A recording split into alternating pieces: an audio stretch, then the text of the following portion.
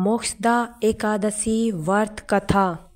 एक बार की बात है, गोकुल नाम के नगर में वैखानस नामक राजा राज्य करता था।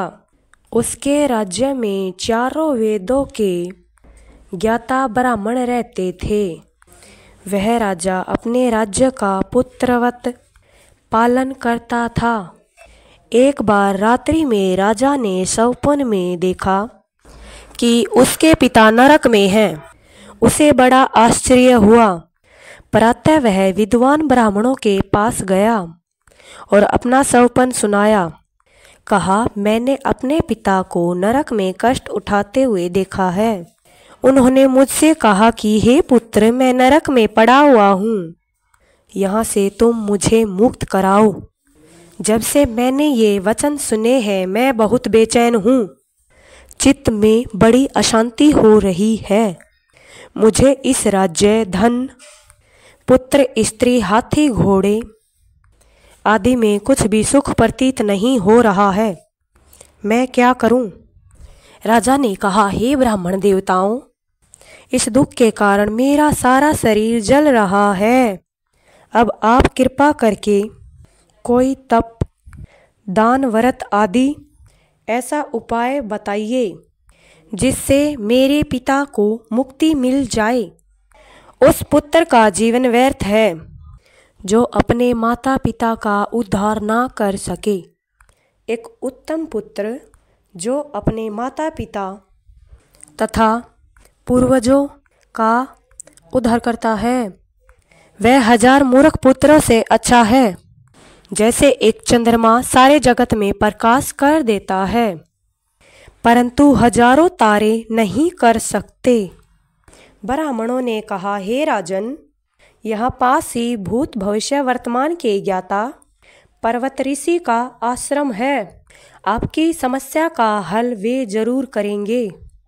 ऐसा सुनकर राजा मुनि के आश्रम पर गया। उस आश्रम में अनेक शांतचित्त योगी और मुनि तपस्या कर रहे थे। उसी जगह पर्वत मुनि बैठे थे।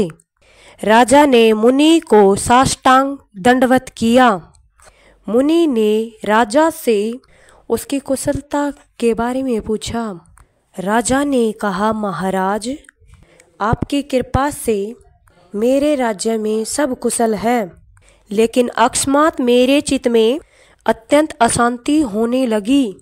ऐसा सुनकर पर्वत मुनि ने आंखें बंद की और भूत विचारने लगे। फिर बोले, हे राजन, मैंने योग के बल से तुम्हारे पिता के कुकर्मों के बारे में जान लिया है।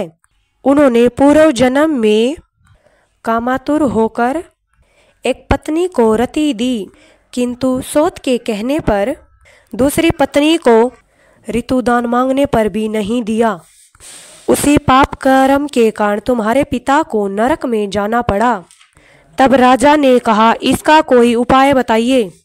मुनि बोले, हे राजन, आप मार्गशीर्ष एकादशी का उपवास करें और उस उपवास को अपने पिता को संकल्प कर दें। इसके प्रभाव से आपके पिता की अवश्य नरक से मुक्ति होगी। मुनि के यह वचन सुनकर राजा महल में आया। मुनि के कहने अनुसार कुटुंब सहित मोक्षदा एकादशी का उपवास किया।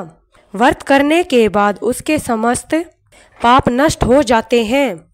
इस व्रत से बढ़कर मोक्ष देने वाला कोई व्रत नहीं है। इस एकादशी का महत्व कई गुना बढ़ जाता है। जो भी यह व्रत उपवास रखता है उसे मोक्ष की प्राप्ति होती है और उसकी सभी मनोकामनाएं पूरी होती